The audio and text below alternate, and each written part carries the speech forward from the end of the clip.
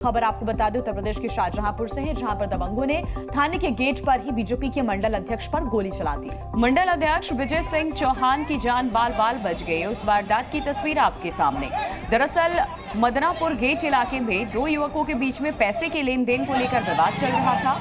दोनों पक्षों को थाने पर बुलाकर आपसी समझौता भी करा दिया गया था और जैसे ही दोनों पक्ष थाने के गेट पर पहुंचे, दोनों में फिर से किसी बात को लेकर विवाद हो गया और इसी बीच एक पक्ष ने राइफल से थाने के गेट पर दूसरे पक्ष पर फायरिंग कर दी।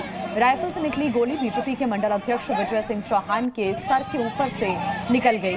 बाल बाल उनकी जान बच गई। जिस वक्त ये फायरिंग हुई है उस वक्त पुलिस भी मौके पर ही मौजूद थी, लेकिन किसी ने भी फायरिंग को रोकने की कोशिश नहीं की। फिलहाल 6 लोगों के खिलाफ मामला दर्ज कर लिया गया है।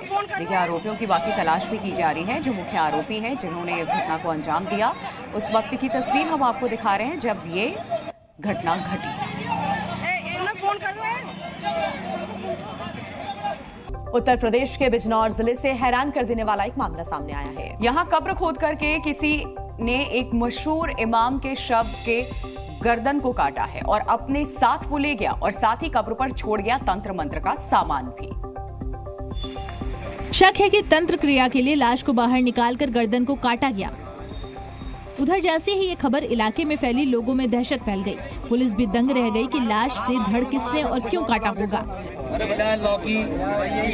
कब्र खोदकर जिसकी गर्दन काटी गई वो एक मस्जिद में नमाज पढ़ाने का काम करते थे और 2 महीने पहले ही उनकी मौत हो गई थी।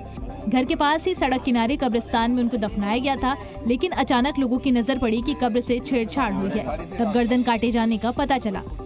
लोगों ने देखा कि लाश का आधा हिस्सा कब्र के अंदर था, जबकि लाश का धड़ पूरी तरह से गायब था। साथ ही कब्र के पास अगरबत्ती, रुमाल सहित कुछ तंत्र क्रिया का सामान भी पड़ा हुआ था। शक है कि कारी की गर्दन काटने वाला कोई तांत्रिक रहा होगा और तंत्र मंत्र के लिए लाश की गर्दन काटी गई। फिलहाल घटना के बाद गांव में पुलिस तैनात कर दी गई है। साथ ही इस बात की जांच की जा रही है कि लाश से गर्दन किसने और क्यों काटी।